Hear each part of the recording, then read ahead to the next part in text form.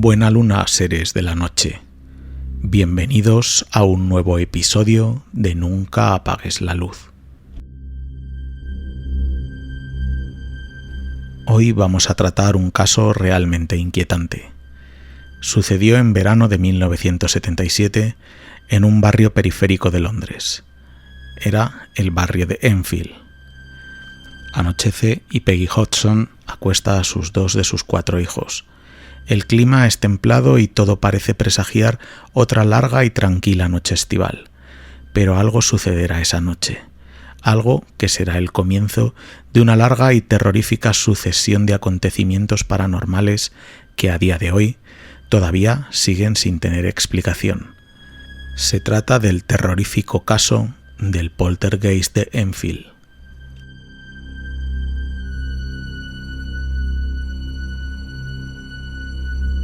Recordaros que tenéis disponibles nuestras redes sociales, tanto Facebook como Instagram, donde podéis encontrarnos con el hashtag Nunca apagues. También tenemos a vuestra disposición la página web donde están colgados todos los audios, todos los podcasts, aparte de información adicional de todos los casos, igual que en el resto de redes sociales. La página web nuncaapagueslaluz.blogspot.com. Y antes de comenzar, ya es habitual que te dé unos consejos, unas pautas para que puedas disfrutar del programa en todo su esplendor. Ya sabes que lo recomendable es que estés en un lugar tranquilo, lo más relajado posible, como puede ser tu cama antes de acostarte, o ese lugar del salón que más te gusta, o por qué no, desde el cuarto de estar en tu butaca favorita, desde donde puedes contemplar todas las esquinas de la habitación. Saber si algo se mueve o si algo te está observando. Aunque a lo mejor eres de los valientes que prefieren escuchar el programa desde su propio coche, en la oscuridad de la noche. Estos que recuerden mirar de vez en cuando al retrovisor para descartar, por ejemplo, que la chica de la curva no se haya alojado en los asientos traseros. Pero ante todo, el consejo más importante, estés donde estés, escuches el programa desde donde lo escuches, nunca me cansaré de repetirlo, pero es que en la oscuridad es muy probable que no estés solo ni seguro. Por tanto, antes de continuar, nunca apagues la luz.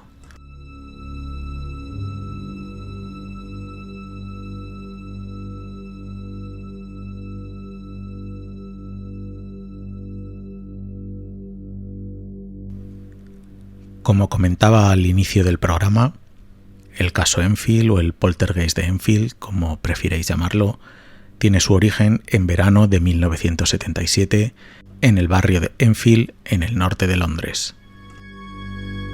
Peggy Hodgson es una mujer divorciada de 40 años que vive con sus 4 hijos en una bonita casa adosada del popular barrio obrero de Enfield. Todo comienza en mitad de la noche. Los gritos de las hijas de la señora Hodgson la despiertan y alarmada sube a la habitación de las niñas.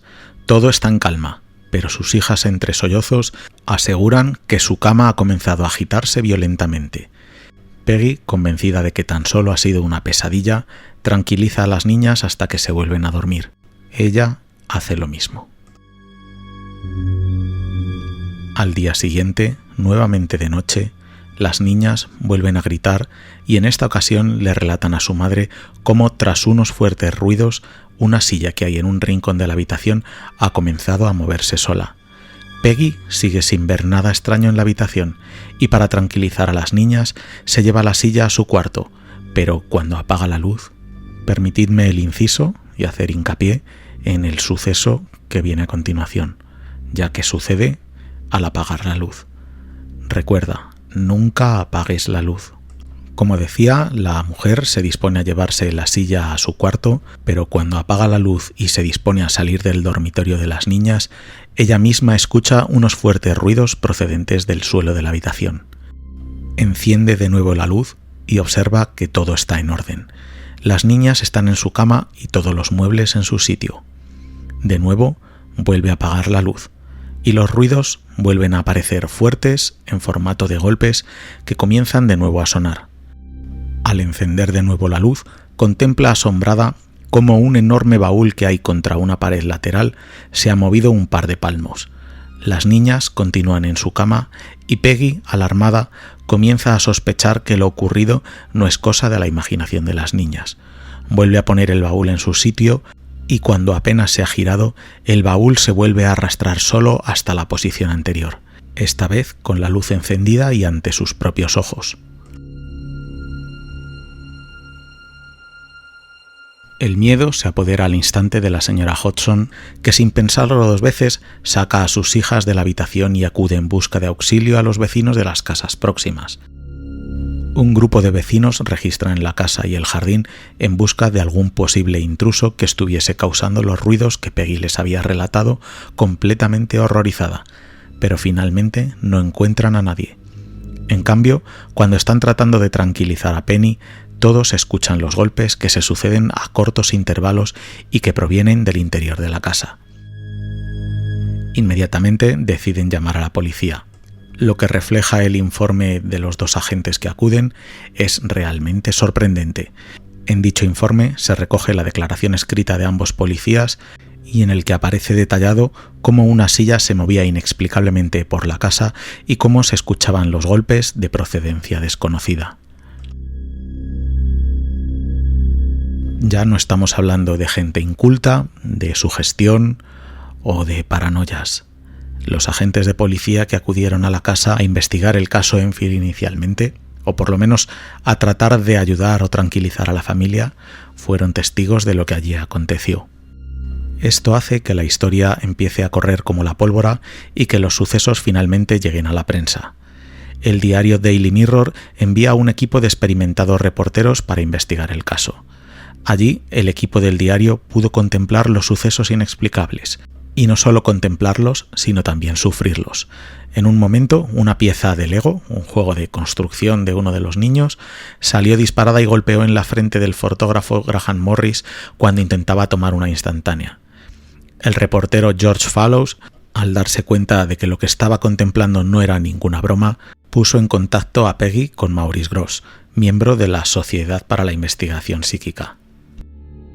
Tras una semana sufriendo todo tipo de poltergeist inexplicables, finalmente el 5 de septiembre llegó a la casa Maurice Grosse.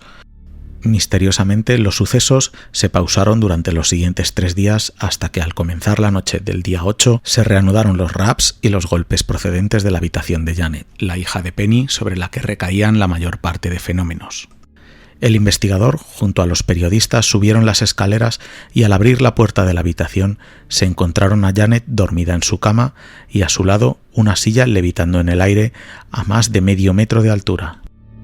Al instante, la silla bajó hasta su lugar en el suelo y no se volvió a mover hasta 1 hora más tarde, cuando se volvió a repetir el mismo fenómeno. Esta vez, el fotógrafo Morris capturó el acontecimiento con su cámara.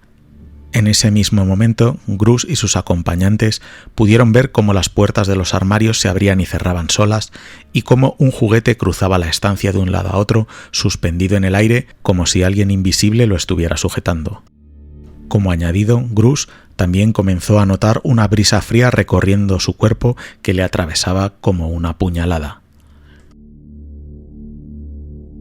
2 días más tarde, el caso Enfield era portada del Daily Mirror y todos los medios de comunicación se hicieron eco de la noticia.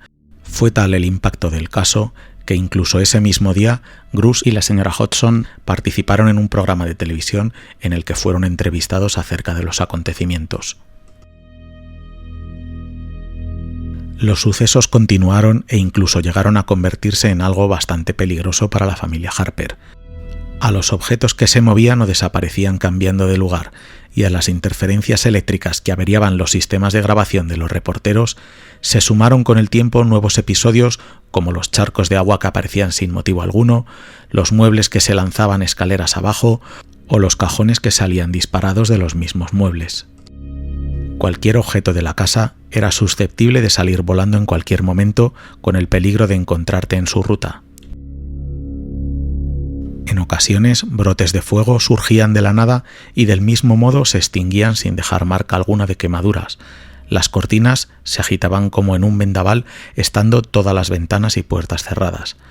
En otra ocasión, Janet aseguró que la cortina cercana a su cama se retorció varias veces en espiral para luego enrollarse en su cuello intentando estrangularla. Todo esto ante la presencia de su madre y tras sentir una fuerza invisible que la había sacado de la cama y la había arrojado hacia las cortinas.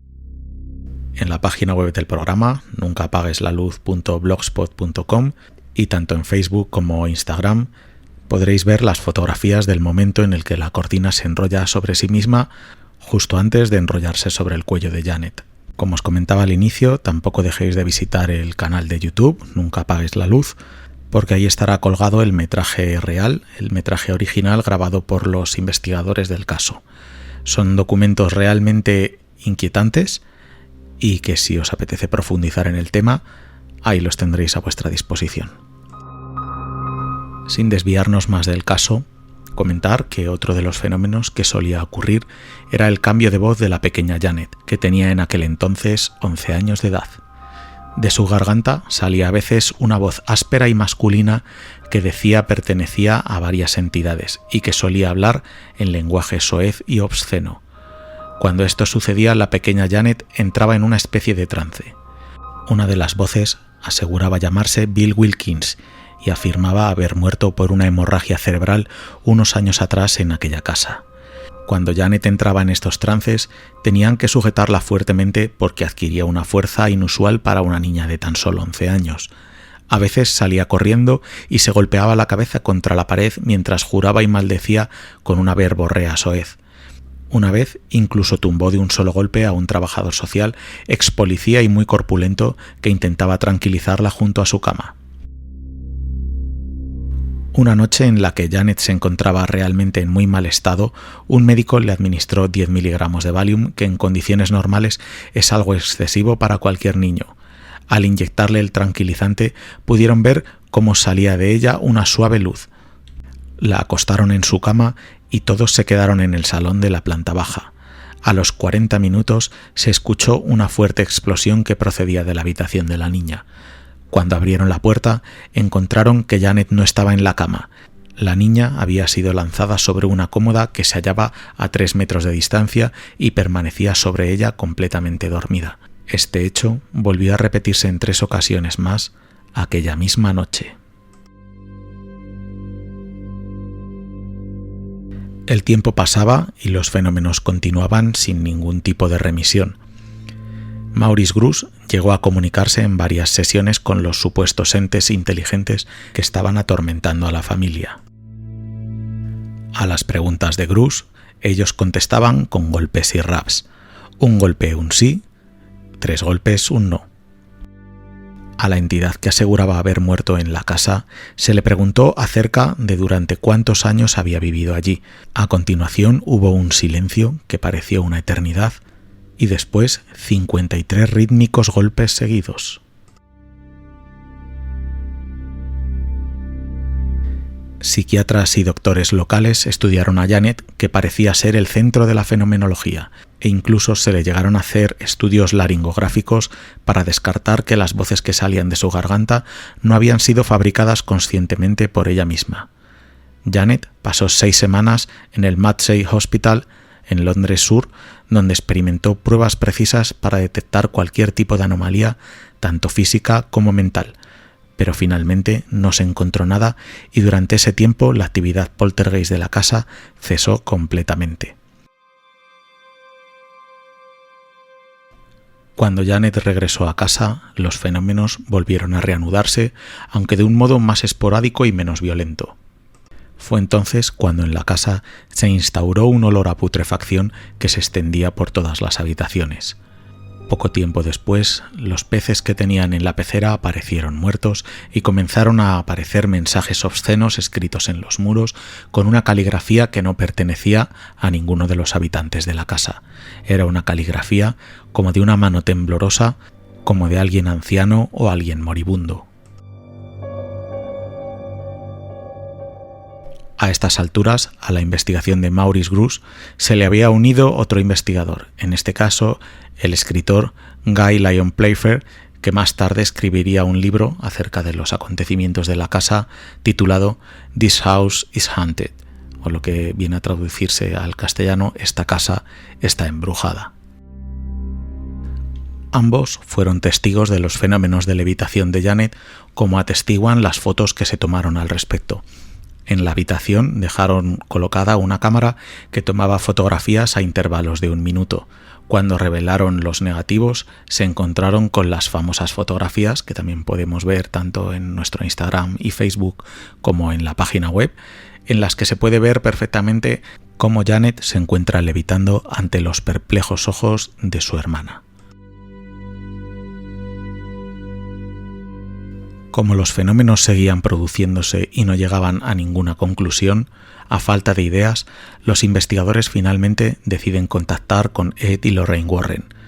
La verdad es que desde fuera, a tiempo pasado, la sensación que hay es que los Warren, esta famosa pareja de demonólogos, estaban metidos siempre dentro de los casos más aterradores y, por qué no decirlo, los más mediáticos. Era como si el más profundo mal estuviese requiriendo siempre su presencia. La eterna lucha entre el bien, representado por los Warren, y el mal, representado por todas las entidades demoníacas y diabólicas. A pesar de haber contactado con ellos, la relación entre Maurice Grosse y Guy Lyon Playfair con los Warren, con Ed y Lorraine Warren, no es que fuera la mejor del mundo. De modo que la intervención de los Warren se limitó a un breve periodo de tiempo durante el verano de 1978. De hecho, la mayoría de los artículos sobre el poltergeist de Enfield o el caso Enfield ni siquiera mencionan la presencia de los Warren. En declaraciones posteriores, Maurice Grosse afirmaba que los Warren, como demonólogos, buscaban una explicación demoníaca al origen de los supuestos fenómenos, mientras él, tras haberlos estudiado durante un largo año, afirmaba que tenían un origen paranormal. Durante la estancia de Ed y Lorraine Warren en la casa, se pudieron grabar 13 horas de audio de entidades de la casa. Al mismo tiempo, habían conseguido fotografiar objetos levitando. El 6 de agosto, los Warren iniciaron una emisión por radioteléfono desde la propia casa, afirmando que la entidad se estaba produciendo en el mismo momento de la emisión. Más allá de esto, los Warren no llegaron a realizar ninguna actividad ni poner en marcha ningún mecanismo que frenara toda la fenomenología. Finalmente, tras 18 largos meses, al igual que los fenómenos habían aparecido de forma casi abrupta, los sucesos paranormales se fueron reduciendo paulatinamente hasta desaparecer por completo en julio de 1979. Muchos investigadores fueron los que asistieron a la casa. No se quedó solo en Maurice Grosse, Playfair, los Warren. Otros estudiosos de la época, como Anita Gregory, Melvin Christopher o Melvis Harris, acudieron a investigar el fenómeno. Las conclusiones de cada uno eran muy dispares.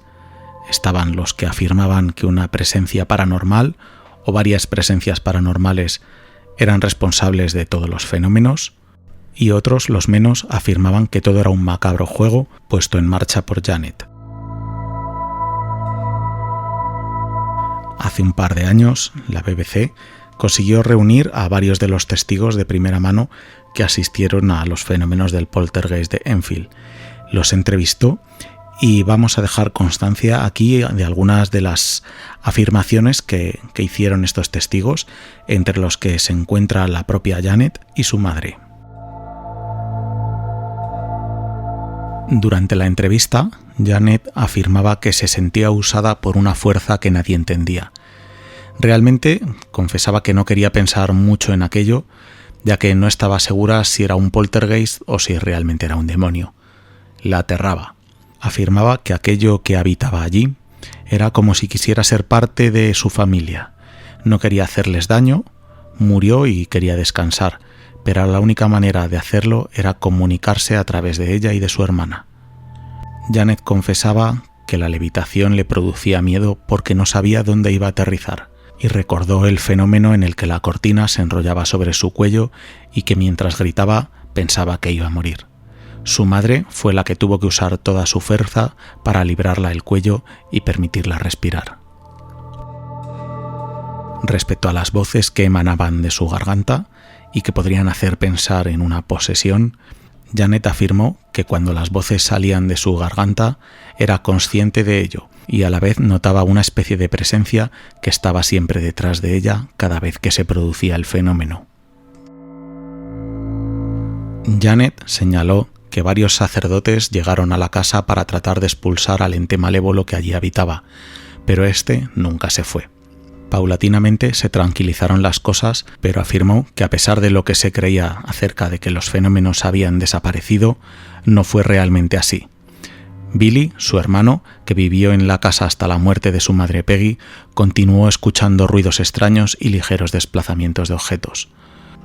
Otro dato importante que Janet confesó durante esta entrevista es que todos los sucesos comenzaron a ocurrir a partir de que ella y su hermana hicieron una sesión con la Ouija, este peligroso y delicado juego. La madre de Janet, durante la entrevista, comentó un poco el fenómeno inicial con el baúl. El baúl se movió, ella lo trató de colocar, volvió a moverse, lo trató de colocar una segunda vez y tras moverse la tercera vez, a partir de ese momento no pudo moverlo a su sitio. El baúl parecía que pesaba varias toneladas en aquel momento o que se resistía a ser movido de su nuevo enclave. El vecino que acudió a aquella llamada de urgencia de la madre de Janet también comentaba durante la entrevista que escuchó golpes mientras entraba por la puerta principal, que recorrió toda la casa y que sencillamente no podía entender qué era lo que sucedía.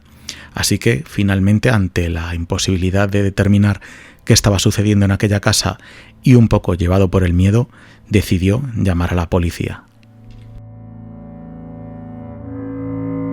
El fotógrafo del Daily Mirror, Graham Morris, recuerda lo que sucedió cuando recibió la llamada del periódico y fue enviado a casa de los Hodgson con una tarea que, según él dice, le cambió la vida. Según sus palabras, la última en entrar en la habitación fue Janet. De repente, las cosas sencillamente despegaron y comenzaron a volar por la habitación. A mí me golpeó un ladrillo de Lego, el juego, en mi ojo derecho. El fotógrafo en la entrevista está absolutamente convencido de que los objetos no fueron arrojados. De hecho, asegura que se movió a una esquina de la habitación para tener una vista clara de cada persona que había allí, y ninguno de ellos estaba haciendo nada. También declaró la periodista que cubrió la noticia para la BBC, Rosalind Morris, y aseguraba que tras las niñas irse a la cama, se produjo un estrepitoso ruido arriba en su habitación. Morris subió las escaleras y pareció que algo había movido una silla al otro lado de la habitación, aproximadamente de una distancia de entre 2 y 3 metros. Le pareció imposible que lo hubieran hecho las niñas. De hecho, estaban en la cama. Entonces declaró: algo arrojó la silla al otro lado de la habitación, y de eso estoy absolutamente convencida. Recordaros que las grabaciones reales que se hicieron durante todo el proceso del caso Enfield las podréis encontrar en YouTube, en el canal que tiene el programa de Nunca apagues la luz, para todos aquellos que queráis ahondar o que queráis conocer la cara y los fenómenos que sucedieron tal y como fueron recogidos entre 1977 y 78. ¿Se trató de un verdadero fenómeno paranormal, de un verdadero poltergeist? ¿O podrían haber sido más bien travesuras humanas? Hubo muchos que pensaron que la familia lo había inventado todo utilizando trucos básicos de magia para conseguir una casa nueva y mejor. Aunque esta teoría queda desmontada por la periodista Rosalind Morris, que niega esta posible motivación económica, ya que afirma que la casa en la que vivía la señora Hodgson era una muy buena casa y en lo que respectaba a esta casa, la propia señora Hodgson vivió en ella hasta que murió en 2003. Por otro lado, el abogado que intervino en el caso Enfield descarta el motivo financiero, ya que, simple y llanamente, la familia Hodgson nunca ganó dinero con ello. Rosalind Morris concluye en su entrevista diciendo que lo que sucedió en la casa fue algo realmente extraño, que se involucró de tal forma que decidió hacer un documental para que el público pudiera juzgar por sí mismo. Afirma que no sabe qué es lo que provocó todo el fenómeno, pero que solo sabía que algo muy raro estaba pasando.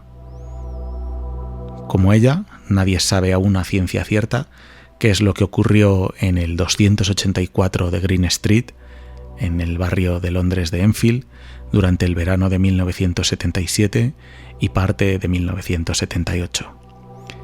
Para muchos, entonces y desde entonces, no fue más que un truco muy bien montado, pero para otros, algo muy inquietante y aterrador estaba acosando a la familia Hodgson. La única conclusión cierta y válida que podemos sacar de todo el poltergeist de Enfield está muy clara y descrita al comienzo del mismo. En la oscuridad es muy probable que no estés solo ni seguro. Por tanto, tal y como debió hacer Peggy Hodgson, en la oscuridad nunca apagues la luz.